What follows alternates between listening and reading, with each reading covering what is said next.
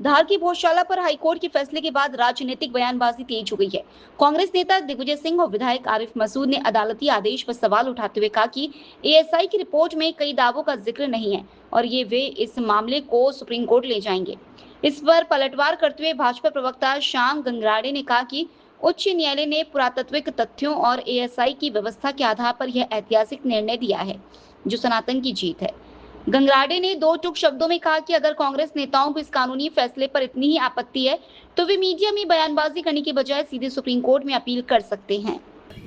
देखिए, मस्जिद कमाल मोला बरसों पुरानी और आज़ादी से पहले की कहें कि ये ज़मीन थी और इस ज़मीन के ऊपर उनकी निजी ज़मीन पर ये मस्जिद तामीर थी।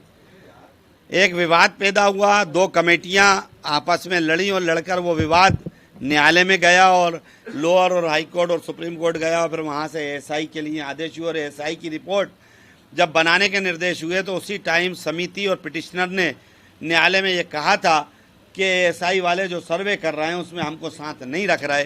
कुछ जगह उनको साथ रखा, कुछ जगह हटा दिया गया, जो उन्होंने संदेह व्यक्त किया था। आज का जो फैसला है वो एएसआई की रिपोर्ट के ऊपर आधारित है। इसको अभी अध्ययन कर रहे हैं।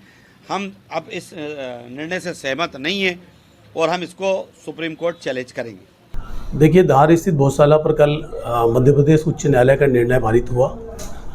भारतीय संस्कृति, आस्था और ऐतिहासिक विरासत पर एक बहुत बड़ा निर्णय हुआ है। निश्चित रूप से पुरातात्विक धरोहर के आधार पर, तथ्यों के आधार पर उच्च न्यायालय ने निर्णय लिया है और ये निश्चित रूप से सनातन धर्म की एक जीत है। अगर दिग्विजय सिंह इसको नहीं मानते हैं तो उनसे कोई फर्क नहीं पड़ता। अगर किसी को अगर इस आदेश से संतुष्टि नहीं है तो सुप्रीम कोर्ट में अपील कर सकते हैं और निश्चित रूप से जब ये एएसआई के संरक्षण और प्रबंधन में जाएगा तो निश्चित रूप से श्रद्धालुओं को और ज़्यादा सुविधाएं प्राप्त होगी। एएसआई ने ही सर्वे किया था और सर्वे के आधार पर ही तय 2003 में किया था कि एक दिन मंगलवार के दिन आरती होगी और शुक्रवार के दिन नमाज अदा की जाएगी। उसी निर्णय के आधार पर लगातार 20-25 वर्षों से वहाँ पर नमाज और आरती संपन्न की जा रही थी और एएसआई की रिपोर्ट के आधार पर, वहाँ की पुरातात्विक धरोहर के आधार पर, वहाँ के तथ्यों के आधार पर माननीय उच्च न्यायालय ने निर्णय लिया है जिसको हम सबको मान्य करना ही पड़ेगा।